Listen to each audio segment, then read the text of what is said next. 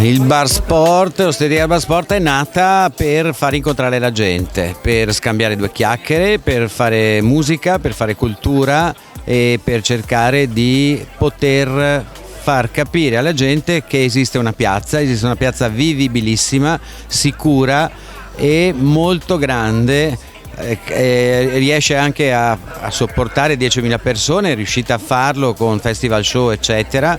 e Bar Sport quindi è al centro proprio di questa piazza. Molte volte Bar Sport fa molti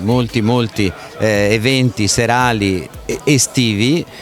sempre con la musica, cercando di riunire la gente, chiaramente mangiando e cercando di assaporare qualcosa di buono, di gustoso, di locale. Noi abbiamo la pizza, abbiamo il forno per fare la pizza, dicono che siamo bravi a fare i primi. Ci siamo anche specializzati in hamburger, in club sandwich, che è un piatto veloce, un piatto unico, e facciamo altri piatti unici,